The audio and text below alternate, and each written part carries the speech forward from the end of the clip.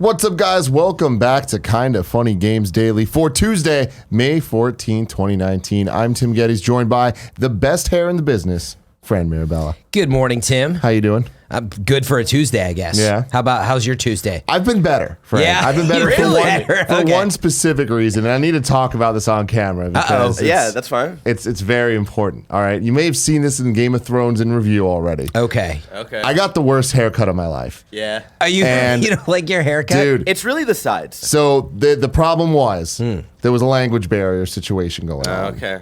And Supercuts has never failed me. Oh, Tim. Supercuts. Until now, because it's always so great. Yeah. I paid for the fancy haircuts places, and it's not never worth it for you. Never worth it. I'm never like, oh, I love this.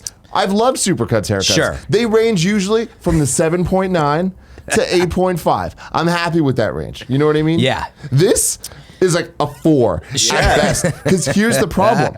For some reason, they didn't fade on the side. Yeah, there's no fade. So it's this It's a weird, little mushroom You got top. like a weird it's a bowl mushroom cut. top. They shaved me like I was a little 6-year-old boy. You know what I mean? Like, it's the worst thing ever, and I can't style it any way to like, get rid of the problem. Normally, I swoop it You're over. gonna have to get. But as you saw in the Game of Thrones thing, that makes me look like Hitler.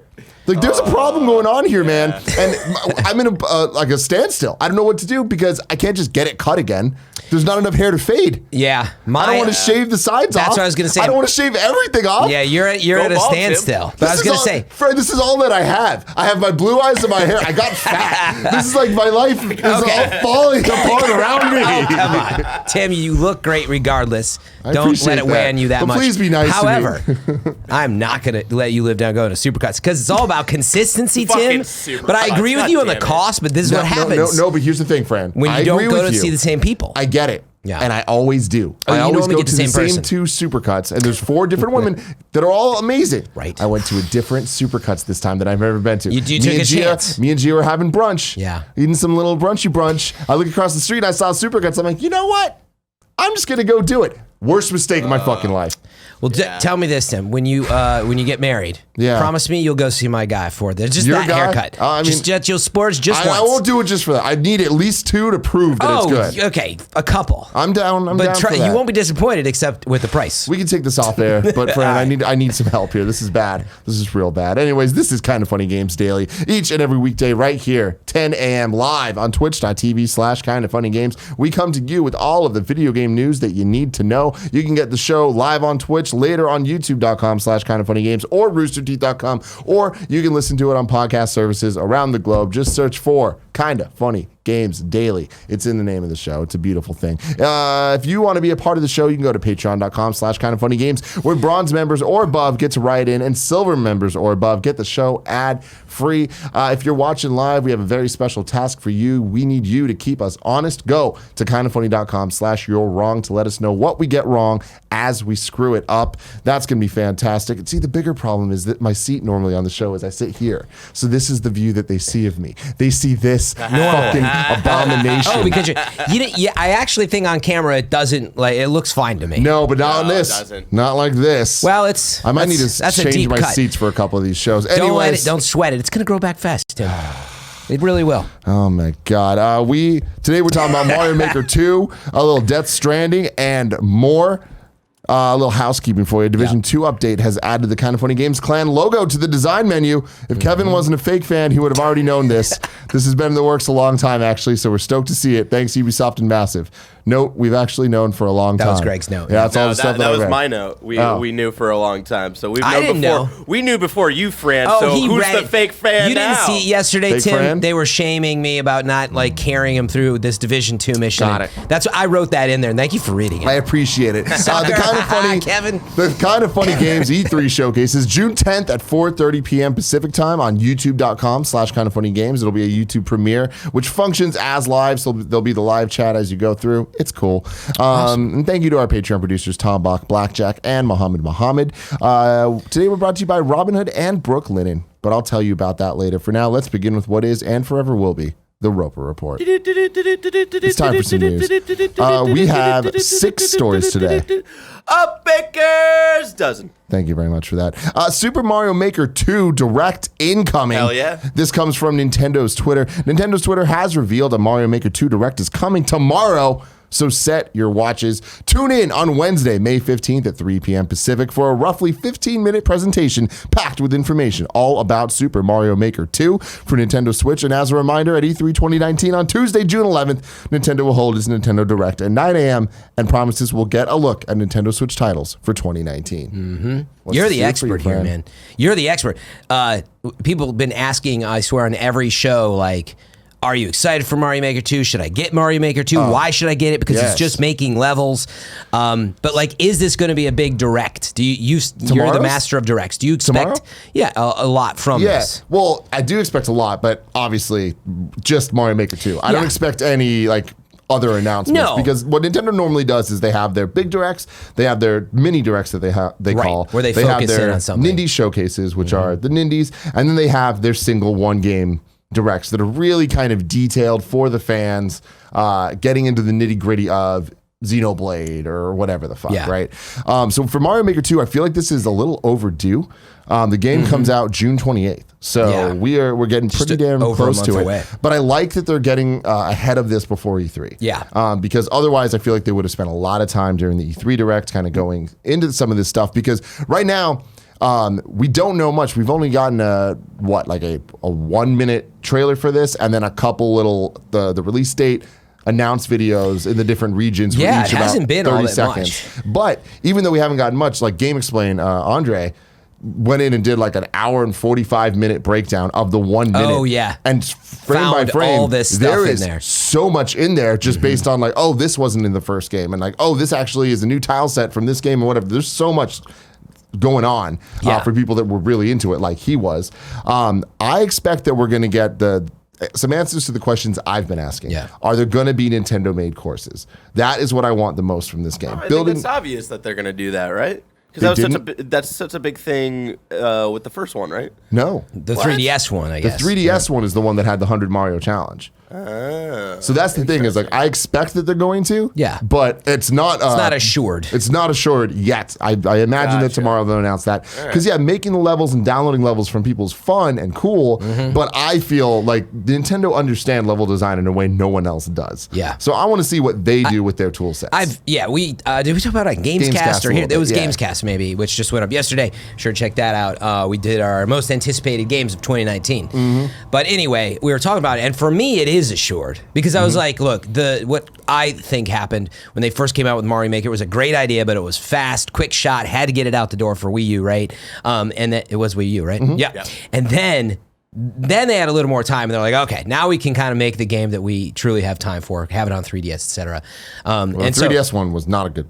Well, I didn't play it, but meaning they added more in. Sorry. They added some in, they took some away. It was a compromise for sure. Fair enough. But what they added in, I enjoyed, which was the Nintendo-made Mario levels that were fantastic in all the different styles. I think that's the key thing too. Is one level will be Mario 3, and then one's Mario World, and one's Mario 1, black and white All-Star style or whatever. Well, they don't have those yet. They don't have those yet. No, and like that's the thing is like I wonder if tomorrow we're gonna get any new styles, because right now we know that the Mario 3D World style has been added to Mario Maker 2, which is great because the 3D look so far has been pretty bad. Like no one really loves or very few people, I should say, love the new Super Mario Bros. U style.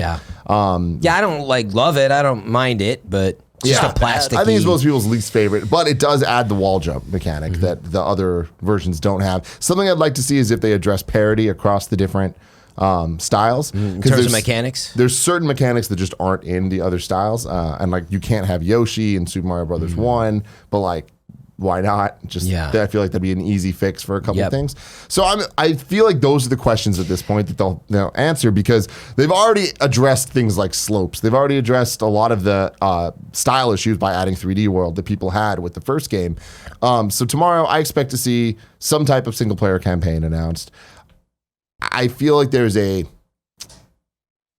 30 to 50% chance that we'll see a new art style, whether it's Mario Land 2 or like some Mario 64 weird. Or like, did they have throwback. Super Mario 2 art style in the first one? No. That would be a bit more difficult to implement just because the style of game is so different. That's true. That's the thing about the parody is if they just figure out a way to make everything kind of work enough, right, and like make some concessions, because right now the reason things don't work is because they're unwilling to make the concessions. Right. But if they do, then it will be totally great for them to add Mario All-Stars, all of the different looks. Like, I wonder how deep they're going to go with this, although I wouldn't be surprised if they either didn't announce any more art styles tomorrow or announce like one more and then announce that in the future there'll be DLC. Yeah. Either way, 15 minutes, like you were saying before, it's dedicated to the one thing. There should be a lot of gameplay and pretty good breakdown. Like this, for me, when I see this as well, I'm like, this is them saying, for sure, if you're pre-ordering, we haven't told you that much, but now we're really going to give you a reason. It's only a month away, and we're ready to share that with you. And they need get to out of the way E3, obviously. They need to dive into online and how it's going to work. They need to show how the curation is going to work. They need to prove that the things that are going to make this community thrive are the tools are going to be given to those people. Yeah. Otherwise, it's not going to be the massive success that they're looking for. Yeah. And I feel like they have all those things, the I's dotted and the T's crossed.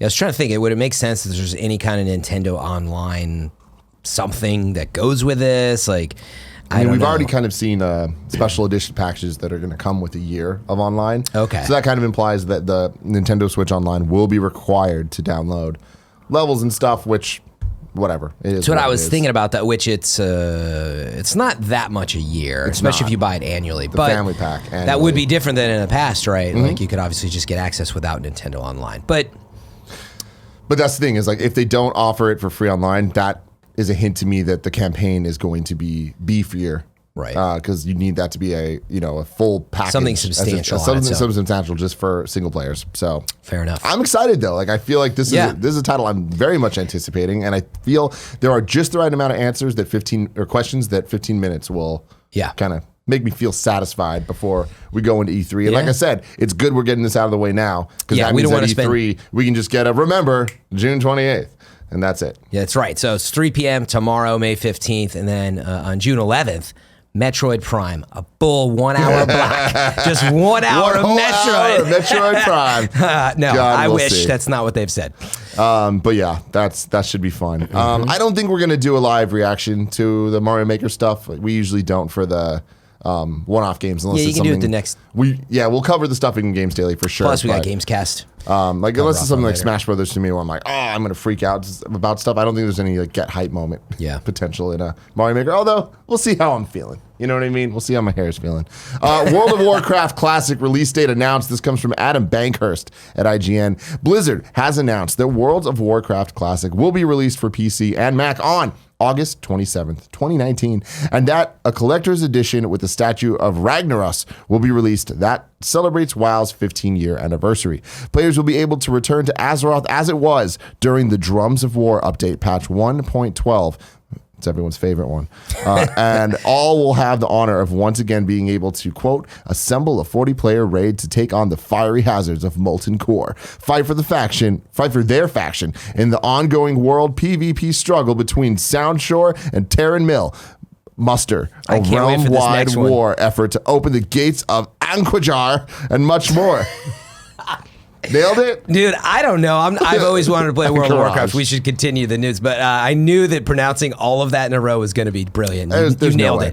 Following its release, WoW Classic will receive updates over multiple phases that will be released in a similar fashion to the original's order. And all of this and more will be included with existing World of Warcraft subscriptions at no additional cost.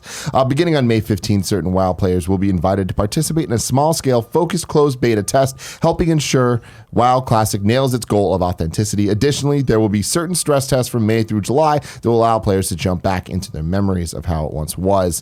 Alongside this announcement, news that World of Warcraft will be getting a 15-year anniversary collector's edition. Like I was saying earlier, the collector's edition will be released on October 8th, 2019 for $99 and can be pre-ordered from Blizzard's Gear Store now. Did you get a statue, a map, a pin, a mouse pad? Wait, a map of Azeroth mouse pad, art prints, and a mount for the Alliance. I guess that's good. If you're like lost, you can just look at your little mouse pad. Yeah, right. We're going there. But full disclosure, right? You're not a World of Warcraft guy. No, I'm not. But I've always wanted to be. It's just another time sink thing. I'm like, I can't get into this right now. Yeah, I didn't grow up around too many PC gamers, and the ones that I did were playing Diablo or they're playing Counter-Strike, and those guys kind of went in a different path. And I feel like if I stayed friends with Mr. Diablo, he would have been Mr. Warcraft, but that didn't happen. So I just never was around it. But then once I got to IGN, I feel like everyone there has memories growing up of playing World of Warcraft. Finnegan was addicted.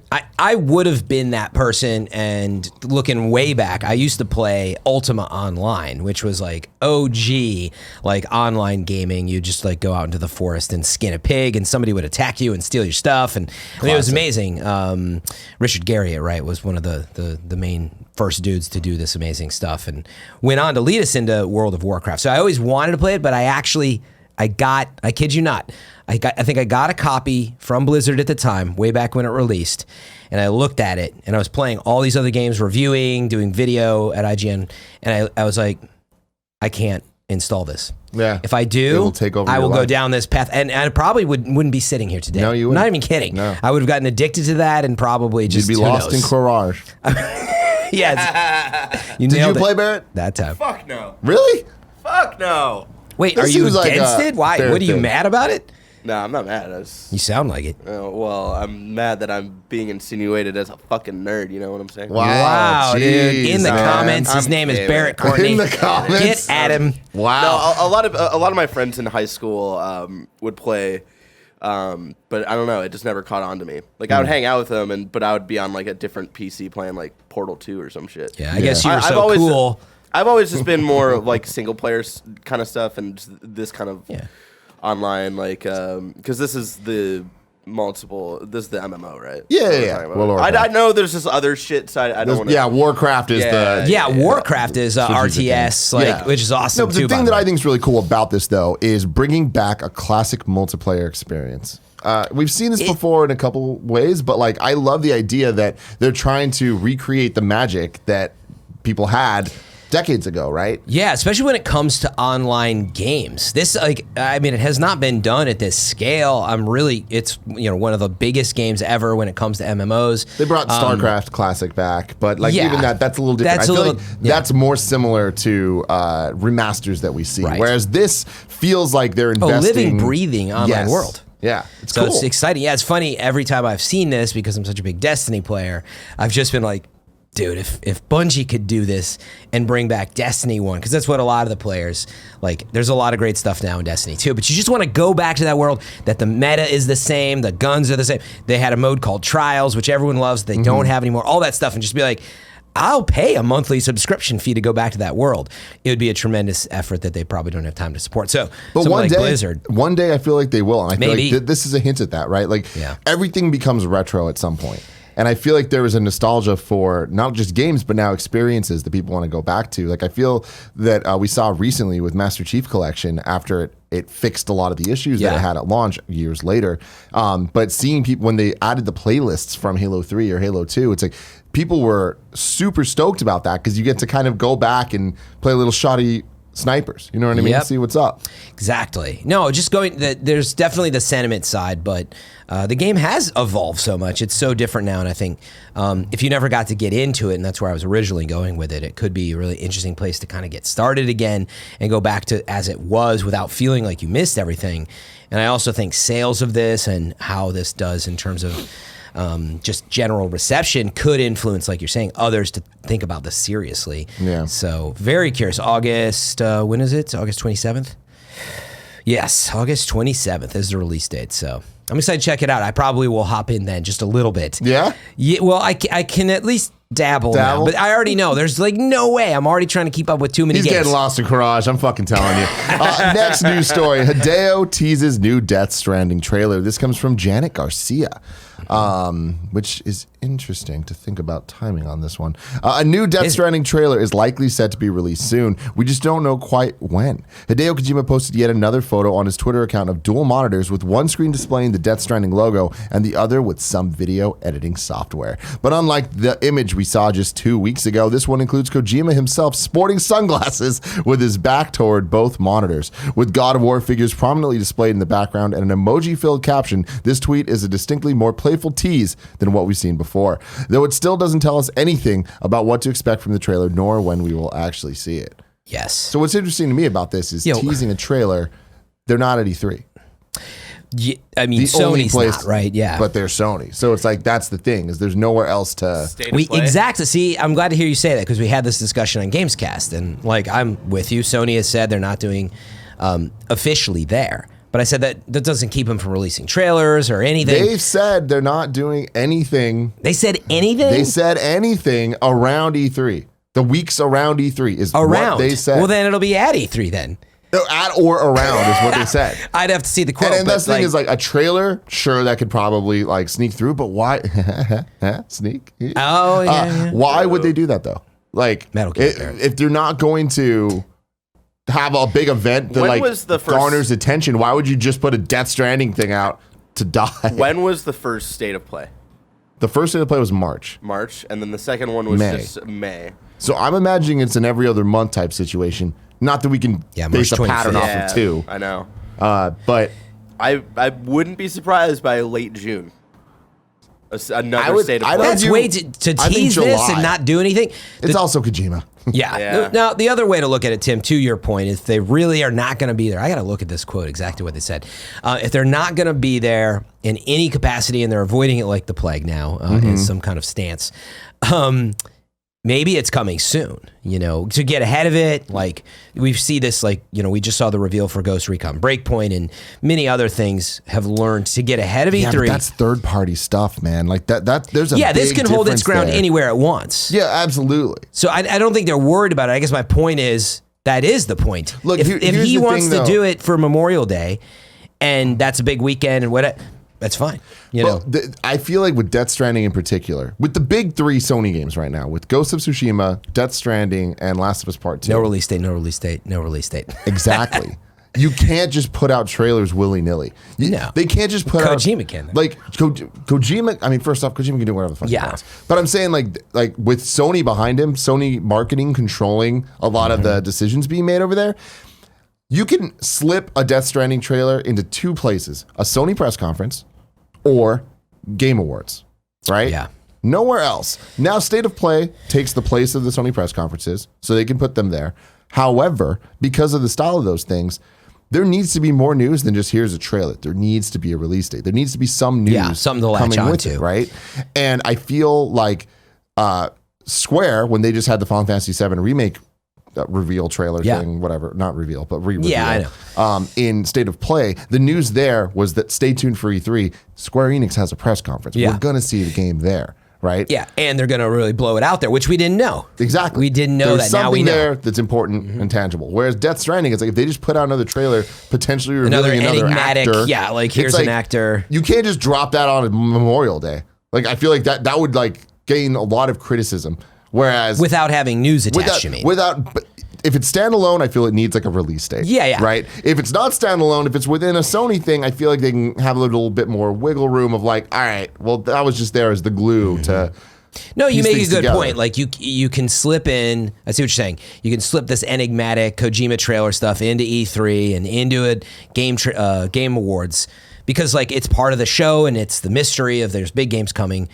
You don't need a date attached, but on its own. Yeah, I totally agree with you. It's got to be attached to something. But what if it is just the actor? Because that might be enough. If there's yet another big actor or something that they want to announce that's part of the trailer, that would be standalone enough. But a release date would be, I'm with you. I'd love to see it. I feel it in my jellies. I'm going to say we're going to see this trailer at the next State of Play that I bet will be anywhere between June 20th and July 30th. Man, why is he teasing if you believe it? That's over, a month and a half almost.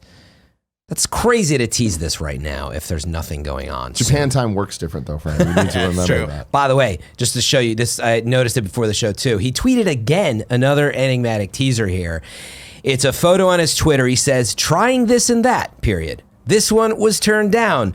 Thumbs up emoji, rainbow, fire, fish, umbrella, rain, laughing. He did this on the previous one. So you click on it, and some of the letters are cut off. It just says anding. Now, I don't think he's intending to cut the letters off, but it is Kojima, and who knows? Maybe there's mystery in here. But in the background, there's like a little, what is this, like a little holster or something on an arm. I think he's just stating the background of the image for the end of the trailer or something. I think this is just a cropped image. It is a cropped image, yeah. I think he was showing you that this is the end credit thing or something with the image, and I'm trying whatever. I think you're supposed to guess what this character is. I saw that. Did we already know Troy Baker was in it? Yes. Did we? I think we did. Right? We did. He was. He's like what seems to be a villain in like a gold mask. That's right. That is right. Yeah. But I think I think he's going to leave you to guess, like, oh, is this character, blah, blah, blah. And, you got to love him. I don't know what all the emojis are about. Like, there is some consistency. Fish. But there is consistency. He did it twice now. So I don't know. He even has a tweet. Yeah, he put he put a tweet up of a microphone reflection 7 hours ago, now that I'm looking. And this is weird too, and it's missing letters. Yeah. He's definitely doing something. Kojima was up to something, guys. Just go look at his Twitter. Go look at his Twitter. God bless him. I'm looking at your wrong right now. Lord Apone is saying, Tim was wrong about Sony's statement regarding E3. They never said anything about weeks around E3. Kotaku has the following, quote, as the industry evolves, Sony Interactive Entertainment continues to look for inventive opportunities to engage the community. PlayStation fans mean the world to us, and we've always wanted to innovate. I know we always want to innovate, think differently, and experiment with new ways to delight gamers. As a result, we've decided to not participate in E3 2019. We're exploring new and familiar ways to engage our community in 2019 and can't wait to share our plans with you. That's not the quote I'm talking about, but hold on. Sorry, I read the wrong thing here. Fine. Kuchero says, Sony just said they wouldn't be doing a press conference, not necessarily not doing anything at E3. When asked if Sony would push its event off-site, similar to how Electronic Arts provides a show adjacent to E3, PlayStation Senior Vice President of Communications Jennifer Clark elaborated further, saying, we will not activate or hold a press conference around E3. Yeah, that's also not what I was talking about. Damn it, I really thought you guys were going to prove me wrong. They had one. Or right. But you're pretty sure there's another quote where they say that they're not going to be with, I'll admit defeat. But if that's all they could find, maybe that is a... No, that's right. That's true. But keep looking. Yeah, and if I'm wrong, I'm wrong. Yeah, it's a good reminder. We should actually just look at all their quotes about E3, put them in one place in succinct order, and then look them over. Maybe we can talk about it on the next Gamecast or something like that. But thanks, Fran. What, Barrett? You don't like that idea? Next news story, Red Dead Online introducing role-playing this summer. This one's from Cass Marshall at Polygon. Red Dead Online has announced a new surprise update today, and Rockstar also shared future editions that will be in the works throughout the rest of the spring and summer. The largest announcement here is the future edition of roles, which allow players to pick a specialization and level up that role within the frontier. It's an intriguing contrast to Grand Theft Auto Online, where players focus on the acquisition of property and wealth. Here, Rockstar has chosen to make the real progression path centered around player choices and abilities. There's a whole bunch of updates for May and June. And the summer update, which is the larger content update, doesn't have an exact date announced. It's scheduled for this summer. Players will be able to progress in 3 roles, either by focusing on one at a time to advance quickly, or all 3 slowly by mixing and matching. Yeah. Each role will offer a different gameplay loop, along with new role-specific weapons, outfits, and cosmetics. Yep. Yeah, and there's a new little trailer, shows a little bit. I mean, it's just interesting that, and we'll talk about it in the next story as well, that Red Dead Online is still in beta. So it came out October, and still in beta. Not totally uncommon, but for a game of that size, I guess it was a little surprising. But they're sticking with it. And I tried playing it, and I didn't like it. I tried Battle Royale, but that's because I hate the aiming on console, and I want a PC version.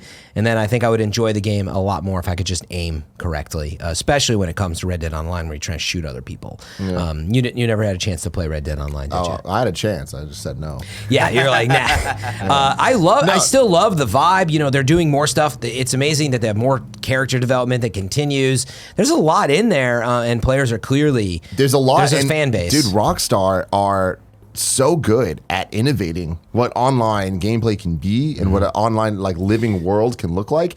Look at what they did with GTA Online. It is such a massive success, and they just continue to add the most ridiculous game modes. But what I love about that is Daniel O'Dwyer made that documentary about GTA Online communities and how there is a lot of role playing that goes on. And I feel like in the last 2 years, there's been a huge thing on Twitch of people playing Grand Theft Auto just to role play and kind of do that. And I love that Rockstar is looking at that and like, ooh, how can we turn that into gameplay? Yeah. And it feels like Red Dead is a great way to do that. And it's interesting seeing them make different choices than they did with GTA Online. It's cool. It's like, and it being in beta and stuff, like, that's definitely a bummer. But I like that they're experimenting. I like that they have such a long tail plan for this. Yeah, they're not giving up on it. I mean, having said that, though, I feel like I don't hear about a lot of people playing Red Dead Online in the same way that I did hear people playing GTA Online. But there you go. And we'll read about this in the next story, is the sales difference. I mean, it's just, Red Dead is huge, like around 25 mil or something like that. But GTA is just massive. Huge. It's huge. But GTA, and we'll read about it next, is just so massive. And I know you already know that, but like when you think about, okay, it's really successful, it's big. When you compare anything to GTA, you're like, oh yeah. But yeah, on Twitch, it's pretty crazy. There's so many people that have gotten into the roleplay side. And in fact, it had a resurgence again recently with some of the updates. And yeah, I think you nailed it, which is they're looking at the success of GTA, especially when it comes to that stuff. And they're like, yeah, how do we make this work in Red Dead? And I've been getting a lot of requests actually to join a roleplay server for GTA, because like people find it super entertaining. Just in terms of communities that are doing this. Yeah, I'd love to have it in Red Dead. I would absolutely consider going back to it, but I want a PC version. I need to be able to aim. So the next Red Dead story comes from Eddie at GameSpot. Red Dead Redemption 2 sales are slowing. Red Dead Redemption 2 is a huge hit, though sales appear to be slowing. Take-Two Interactive, which owns developer Rockstar Games, announced today that the open-world Western has now shipped 24 million copies. That's up from the 23 million that Take-Two announced in November. Growth for the title seems to be slowing. Red Dead Redemption 2 shipped 17 million right at launch, with a further 6 coming by November. 1 million have shipped since is impressive, but it's on a slower pace than before. God, it's so funny. Yeah. So these numbers are just so big that, oh, it's just 1 million. Yeah, only 1 million, which mini games would kill to sell. Exactly. Yeah. Like big games, like successful games, let me say. Yeah. Like Nier Automata yesterday, they said sold 4 million. And that is like, hey, holy shit, I can't believe this did that well. Yeah, the over Nier its sold lifetime. is awesome. Yeah. And 1 million is pretty damn good for being residual sales after 20 something. Yeah, but that's it. Ultimately, this story is about the graph of like, man, it was just massive launch hit in October, and then it was something like 17 million copies at launch, like you said, and then another 6 million after. So sure, it slowed down, but the fact that, like, to your point, it's still selling whatever, not 250,000 every month, but ish. It's selling quite a bit of copies every month. Yeah, I'd be interested to see how much GTA Online is still selling. Like in similar time frames. So, it says later that Grand Theft Auto 5 has shipped an astonishing 110 million copies, but I would like to see what that, the drop off look like of how much it's selling. It's still in the top 10 every month, so it's obviously selling super fucking well. Yeah, but there you go, right? Like that's what I was getting at before. It's just, granted, Grand Theft Auto 5 now has been out for quite some time, but I think if we look at those two graphs, you'll see GTA probably was pretty healthy. Absolutely. And then remember what they did launch online after in full, and then more and more came. And like, I'm curious if we'll see a Red Dead with a lifespan like that.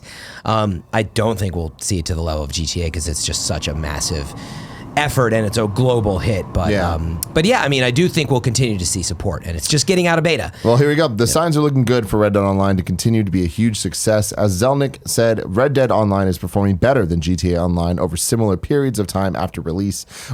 We have very high expectations for that title going forward. This is specifically related to various engagement metrics that Zelnick did not expand on. He did also say that Rockstar learned a lot from the release of GTA Online, lessons that were applied to Red Dead Redemption. A PC edition is rumored, but nothing's confirmed at this time. And that was most of it, I think. That's all. Yeah, and he's the CEO, right, of Take-Two? Yeah. Zelnick, yeah. Strauss Zelnick. So, yeah, I mean, it seems like, people are really getting into it. Now, engagement metrics could be microtransactions, which was part of what this was about, is, well, of course you get a support if people are buying, costumes and stuff like that. So little horse outfits and stuff. Horse outfits. What you buy in I thought you were going to say a saddle packs. Or a horse. Little horse fanny pack. Horse pack. The Division 2 raid is imminent. The new title update 3 has hit Division 2, and the 8-player raid Operation Dark Hours is coming soon. It will be live on May 16th and offers to immortalize the clan and team members that beat it first in the game itself, promising a plaque and photo in the White House. Ubisoft dropped a new trailer for the raid this morning as well and revealed you'll have to take back Washington Airport. You'll be able to unlock exclusive gear. There's a new feature, Classified Assignments, The Fall of DC. Also new with the update, Classified Assignments are exclusive missions for owners of the Year 1 Pass. You can discover and complete these missions to hear stories behind the fall of DC, as well as unlocking exclusive backpack trophies. You fucking nerds. Title Update 3 includes the first 2 classified assignments, a new apparel event, Dark Hours, starting Together with the raid release, the second apparel event will introduce new outfits, masks, emojis, and emotes, and weapon skins. So Fran, what's this do for you? Yeah, first of all, Title Update 3 was long in the making. This was, we've talked about it actually many times on Gamescast. Boy, we've plugged that show a lot today. I'm really proud of ourselves. Check it out. But no, we always are talking about Division because it's always getting updates. But this one was a big one. Lots of changes. If you go in, Ubisoft has a really deep dive into, there's all kinds of new balancing and stuff. But as it turned out, which people didn't know as they did this update overnight, the raid, there's a helicopter outside the White House and there's a timer on it now. Everybody was like, when is the raid coming? It's an 8-person raid again. That is a really amazing number. It doubles the team size over what you normally get to play. And just the missions they're epic, the strongholds that we can do now. And so hopefully a raid with 8 people in it is pretty epic. These things are a lot of fun for Division fans. So yeah. People are very stoked for this. I've seen the population kind of go down a bit while they were waiting for this update. So this is actually a really critical moment to find out if it can bring fans back. Is it going to be the type of raid that we see from Destiny, where it's so convoluted that maybe it's sometimes hard to get a team together, or your power level's got to be, all these games go through that because you have to grind to play this stuff. But now you got to put together an 8-player raid team. What I don't know, and then maybe they've said it, help me out and you're wrong if it's out there, can you matchmake an 8-person team for the raid? That is something Destiny does not allow you to do for their 6 Guardian raids. So I can't wait to check it out. It's just, we're a few days out. I feel like it was a little sooner than I personally wanted, but I'm always like playing a billion things. So I'm playing Rage 2 and I didn't finish Days Gone. But this, we've been waiting for so long. So it's really big. And actually just these new classified assignments are actually, I didn't know they were coming today either. So it's actually a really big update. And after, like I said, weeks of just been all quiet on the Western Front or the Eastern Front for a while. So this is going to be a big moment for Division 2 and see what kind of legs it's got now that it's really feature complete. So it comes out May 16th. May 16th. I don't know if we know the exact time yet. There's a counter on the helicopter, which I don't have in front of me. But man, I'm supposed to do Games Daily that day, Tim. Uh-oh. Which I'll probably still do, but it occurs to me that Yeah. I don't know if I should try to raid or not. And B, I wanted to point that out is that, first of all, I don't think I'll be able to get World's First. It takes a lot of dedication, team members that play together a lot, but who knows? But they learned a little bit from Destiny and the hype that goes along with that. But it's pretty cool that if you and your team, they show a little screenshot in the White House of the games, it'll be your username and possibly even the photo of your character. So it's pretty cool. And it'll be in everybody's White House. I love that. That's really cool. May 16th is not that far away, but Fran, if I wanted to know what was coming to Mom and Grow Up shops today, where would I look? Tim, the official list of upcoming software across each and every platform as listed by the Kind of Funny Games Daily Show host each and every weekday. That is correct. Rage 2 out today. PS4, Xbox One, and PC. Yep. Citus Alpha on PC. Switch. Sniper Elite V2 Remastered. V2. On PS4, Xbox One, Switch, and PC. A Plague Tales Innocence on PS4, Xbox One, and PC. Rock of Ages 2 Bigger and Bolder on Switch. Figment on PS4. Blades of Time on Switch. Blades. Darkwood on PlayStation 4, Red Out on Switch, Feudal Alloy on PS4, Evil Defenders on Switch, Risk System on PC and Mac, and Sumatra, Fate of Yandi on PC, and finally, Board Quiz Adventure on PC. Does Quiz have 2 Z's? Yep. Yes, it does. Yep. Yes, it does. Oh, man. Some new dates for you. No new dates for you. Deals of the day for you. Rage 2 is about $50 on sale on the Walmart store online. Yeah, it's like that's cool. It was 17 or 18% off or something like that, but I saw that out there. I was like, the game just came out today, and they're giving some deals out there, so I would check that out. You're going to look at Board Quiz. That was the one that, this that Board we had Quiz, to dude. see. Okay. I don't know that we had to look at that. Actually, Tim, a lot of people have been asking me about One keyboard, dude. to go back for a sec, A Plague Tale Innocence, which I haven't had a chance to look at. Can you pull this up? A Plague Tale Innocence. A lot of people have been talking about this and said, check it out. I forget if it got good reviews. I know IGN just put theirs up, but I've heard good things about it is the point. Has this game been like off your radar? Absolutely off my radar. Same for me. So again, people were like kind of hopping in and let me see if I can find the review real fast. Oh, cool. It looks cool. Yeah, look. Is that Egret? Wait, what? The actress? Leslie Williams? No, it's not. Okay, it looks like it's getting, like 7 to 8s. Cool. A lot of decent reviews. The vibe looks really cool, so I want to check it out. I want gameplay. And it was off my radar completely other than now, so. This is all like cutscene stuff. Yeah. But I pulled up There was some Rad gameplay Brad's and it walk. looks good. Yeah, I was looking at Rad Brad's walkthrough on YouTube. Oh, here, Rad Brad. Rad Brad, baby. All the right. walkthrough king.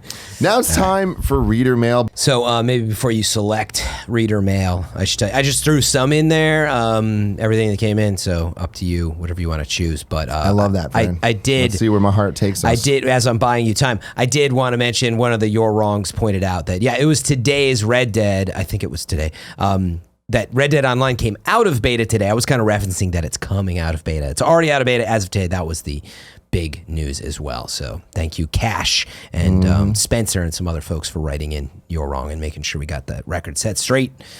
Appreciate it. Let's see. Some of these questions we've already answered in this show, such as Brian Scola, who's pretty much asking, what do we expect from the Mario Maker 2 Direct? Let's go to David Scott. What's up, Fran and Tim? When discussing games that launch during game droughts, it's commonly said that games have a better chance of success, like stated yesterday about Rage 2. But now with the huge amount of games as a service like Division, Apex, and Fortnite, do you think that the droughts are actually helping developers? Could the games as a service games overshadow the games that launch during droughts? Personally, Rage 2 really interested me when I first saw it at E3, but now I'm so invested into Apex that I won't be picking it up. I think it's like anything, your TV watching habits, your movie watching habits, like it's so personal to you. Like, meaning if you're really into sports and it's like finals for basketball, like, it's going to interfere. I know that's sort of Captain Obvious statement here, but meaning you're into Apex. And I think with that perspective, and I could see myself there, I'm like, dude, I got no other time. I'm into Apex. So yes, overall, I'd say there's more competition than ever. And especially with games of service, there's a bigger chance that when Season 9 launched for Fortnite, that, there's one more thing that might interfere with Days Gone or whatever it was that was releasing at the time. But in general, there's the fact is when you look at something like Red Dead, right? Red Dead 2 sells almost 25 million copies. It's massive. And so everybody wanted to avoid that. When it came out because they wanted to go towards the droughts or quieter periods, right? So personally, I think game droughts or special pockets like May right now was a good time for them to release Rage 2. And maybe that's part of the question. Like, is there ever a good time to release games anymore? What's your perspective? I mean, my thing is, you're right, and like it is personal taste and all that, but at the end of the day, there's nothing quite like new. Like there's a launch period, there's a new smell. But there's something about a game coming out that's brand new that there's a conversation around and a rush to want to be the first to play, the first to beat, the first to talk about. That I feel if you're playing Apex, no matter what they add to it, it's not going to have the same type of like interest level that Rage 2 will have when it first launches, right? Apex might be more consistent over time, but Rage 2, when it launches, is going to be the talk of the town. Let me put it this way. On Gamescast, the headline's probably going to be Rage 2 impressions or review, depending on how far people get in it. Yeah. It's not going to be, we really like an Apex. Yeah, you make a really good point, which is you get this bubble up effect when there's anything new, whether it was Days Gone and the mixed reviews, or there's just like this increase in attention that starts to take over conversation because we are all the same there. Like new episode of Game of Thrones, whatever, we all want to be in the conversation and it's exciting. So yeah, like that's where games in these drought periods, like they still have currency, for lack of a better way to put it. I was also looking at Google Trends, by the way, if you never do this, Tim. I'm a big fan of Google Trends. SEO, thumbnails, headlines, you know how we like to do it. VPH, Google, the VPH. If you don't know it, look it up. Anyway, if you look, actually, so Apex Legends was like huge, Rage 2, not so much, but now they're just, over the last few days, they're a little closer. And the fact that Rage 2, to the point here, is coming up on Apex Legends as a search term on Google. It does say, it really proves your point, is all I'm getting at. For those of you that don't know, VPH is a made-up thing that Fran made up at IGN that was views, it's a fact, views Tim. per hour. But I like how you said if you don't know, look it up. I just looked it up. I never Googled it. Does not exist, but the internet thinks that it's the virus del papilloma humano or a misspelling of HPV. Oh, God. No, we don't want that. God well, you damn know it, what? Fran. 7.9 made it into the Urban Dictionary. It's time VPH makes Get it in there, dude. Get it in there. All about efficiency of production. Tiziano Tiz writes in and says, "Hey, Fran and Tim, as the two biggest Nintendo fans at Kinda Funny, I'm curious to know, what was the first Nintendo game you ever played? Did that game in particular make you a fan, or was it a combination of games or specific franchise? Thank you for the shows. The little money I make streaming on twitch.tv/TizTeaches allows me to support you on Patreon. I'm happy to be able to contribute this month. Thank you." Yeah, That's well, awesome. check you out, Tiz Teaches. Yeah. Man, I was trying to remember. I'm like, what was the first Nintendo game that I ever played? Because I'm a bit torn here, Tim. Yeah. My vivid memory, which is like an incredible memory that many people have of the Nintendo Entertainment System.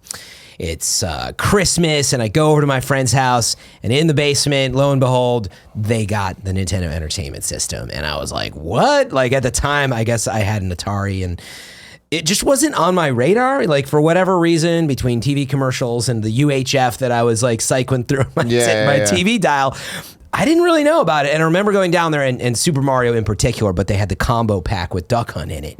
It just blew my mind. That is what I remember the most. However, part of me wants me to think that the first game I played was Donkey Kong on an arcade at a pizza shop. Nice. So I don't remember, and I know part of the question is like, what was it? Did that game in particular make you a fan? So like, at least to settle on Mario. I mean, yeah, like it made me a lifelong fan of Nintendo, and I would argue it potentially led me here today. Just that excitement and what I shared got me hooked on it for life, and here I am today. And I got into covering Nintendo. Some of you don't know this. That was my first job at IGN, and I quit college to do it. So yeah, it definitely changed my ways. Yeah, it's weird for me. Do you remember? I definitely remember. Like my answer is Paperboy. That's technically not a Nintendo game. Yeah. You know what I mean? Fuck, I forgot about Paperboy. But it's not That was like your it's first- not Nintendo. It's not first party or whatever. But I think most people associate Paperboy with the NES. But I think it was. I don't if remember not the arcade version. If but it was, if it was an arcade game. It was originally. already in the arcade. Midway, I think that made it. Regardless, I wouldn't when have I was a known little at the kid, time. I didn't It was fucking a know Nintendo it was a game. Nintendo game, right? So that was the first Nintendo game I played. And I call it Nintendo even though I know it's not. Yeah. And I say that because I don't want to give the easy answer of Super Mario Brothers, obviously. I already But did. what's funny about that, it's though, true. is the age difference, though. Because, like, I must have been playing Super Mario Brothers 1 as my first Nintendo game in 94? Yeah. You know? So but wait, I think wait. that it's a weird cyclical thing because it was at Kevin's house and we bought a NES with like 30 games for $20 at a garage sale. And we got home and Would've for some blown my reason mind. It was in the bargain bin. yeah, already. dude. Oh. And we had like 5 controllers, which you don't even need on NES. Doesn't make sense. So many light guns. I'm like, what the fuck? What was wrong with these people? Like, where did they get all this shit? But we got the collection. We got both Zeldas. We got all 3 Marios. We got Ninja Turtles. We got Paperboy. Like, it was the come up of a century. Yeah. And we just got home and just like started playing through them all. But I feel like Paperboy was the first one That you guys popped in. that we popped in. Interesting. But then Mario Like was you already the one knew that, about Mario though. No, not you really. didn't really. Dude, I was like 4. Okay, You know what so I mean? you were just popping stuff in. I was 4 and I had no older Paperboy. brothers. So it's like, Yeah. I No was guidance. kind of, there was nobody that I could just be like, oh, this is something in my house. But then it all happened really fast. Like, did that immediately, or what was the question? Did that game in particular make you a fan? Yes. Yeah. But that's also, He's was got it a a combination Paperboy of tattoo games? on his butt cheek. Yeah, exactly. You guys Shout out can't to see it, but- Paperboy. But all of them, dude, like that experience was so eye-opening. And all of a sudden I'm like, oh my God, I love video games. And Yeah. here I am now. Yep. But it's cool that I feel like everyone kind of has a shared experience, depending on what decade you grew up in. Yeah. And I feel like it all just kind of gets passed down more and more as you go down. And like, because video games have not been around that long. So it's like when I came along playing games in the mid 90s, there wasn't that much history to go back on. And I was kind of given it all at once. Yeah.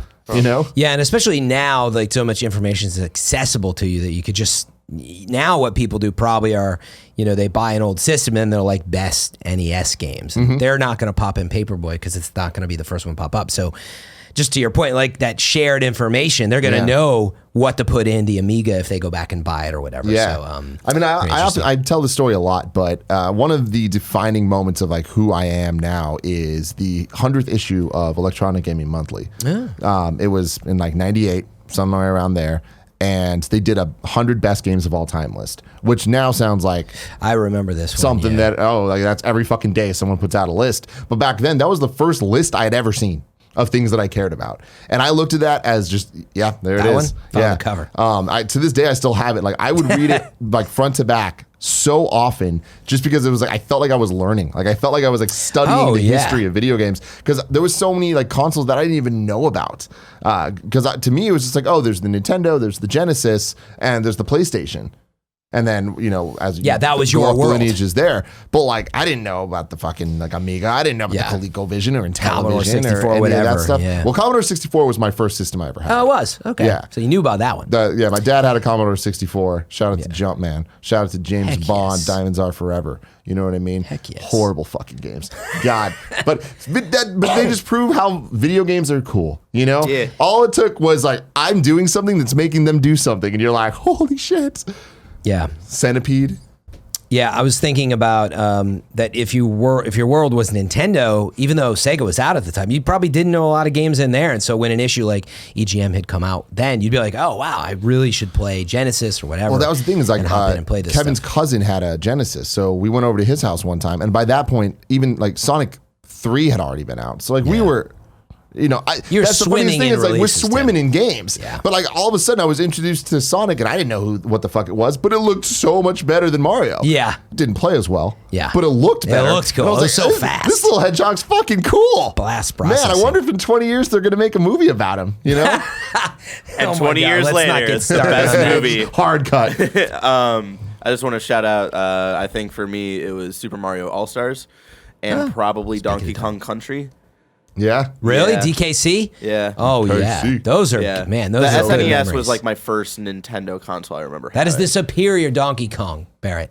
Donkey Kong Country. Oh. Nope. Wow. That is a fact on fact. But I've again told this story a million times, but the Super Nintendo was the first console I owned. The Nintendo Kevin had at his house, and technically it was his sister's, but like the Super Nintendo was my first console. I got it in like 97, so it was really late, or 96 probably. Yeah.